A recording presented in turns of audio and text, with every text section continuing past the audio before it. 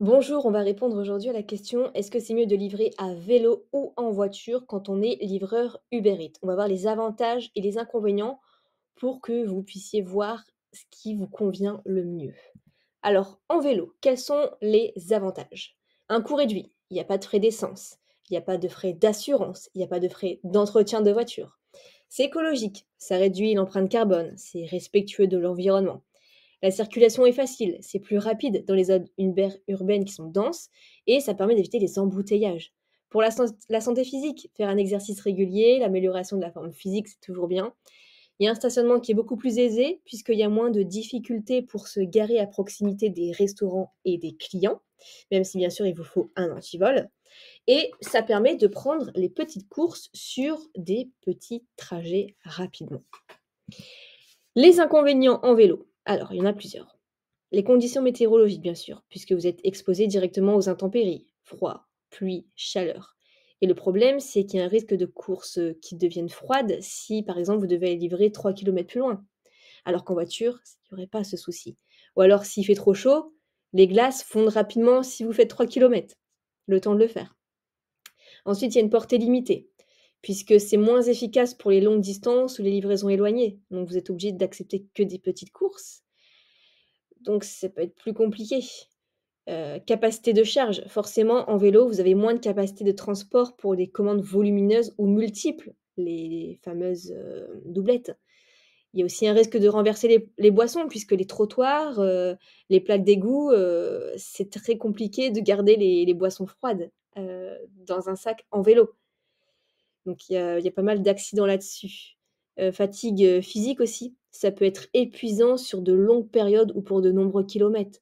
Je pense que ça m'étonnerait que vous fassiez tous les jours, 10 heures par jour. Même au soir, ça peut être dangereux aussi. On peut se le faire voler. Il y en a beaucoup qui vont livrer avec un vélo, électrique et ou pas forcément, mais de toute façon un vélo, ça se fait, voler très rapidement. Donc il faut mettre un cadenas. Si c'est un vélo électrique, il faut à chaque fois retirer la batterie. La batterie est lourde, c'est ce qui coûte le plus cher dans un vélo électrique. Donc à chaque fois, il faut la prendre avec soi. Il faut monter, en plus de toutes les courses, de tous les repas qu'on doit livrer en haut d'une résidence, il faut avoir la batterie avec soi, donc c'est lourd et le prix d'un vélo électrique, il est très élevé pour en acheter un. Alors qu'une voiture, on peut déjà prendre celle qu'on a déjà. Ensuite, en voiture, quels sont les avantages? Eh bien, il y a un certain confort. Alors, on est protégé des conditions météorologiques, la pluie, le vent, la neige. Il y a la clim qui est disponible si vous avez trop chaud, si vous avez trop froid et pour, les commandes. La capacité de charge, forcément, vous pouvez transporter plus de commandes et des commandes plus volumineuses sans se fatiguer.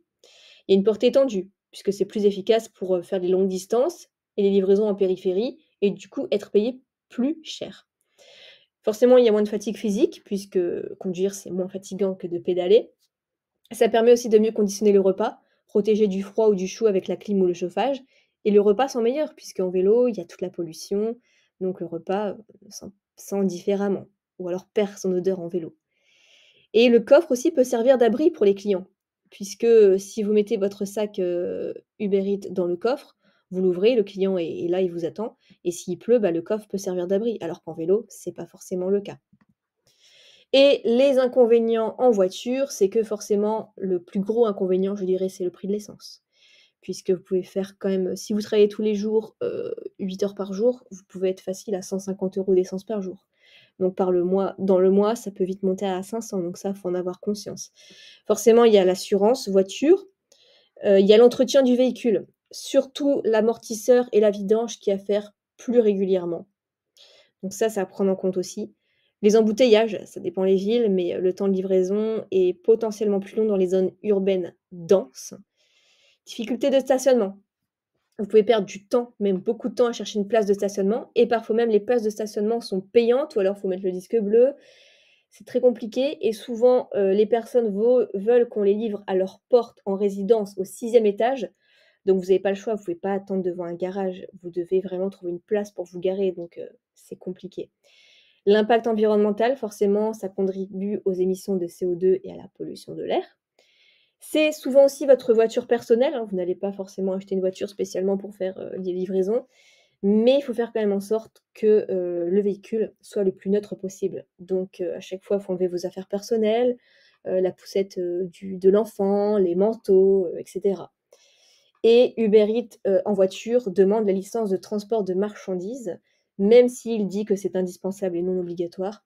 Je vous renvoie, si vous voulez, à la vidéo, qui explique, qu'en fait, de mon point de vue, ce n'est pas obligatoire d'avoir cette licence de transport de marchandises, mais ils en parlent quand même, parfois dans les papiers, donc si, vous voulez vraiment être tranquille, faites en vélo par rapport à ça.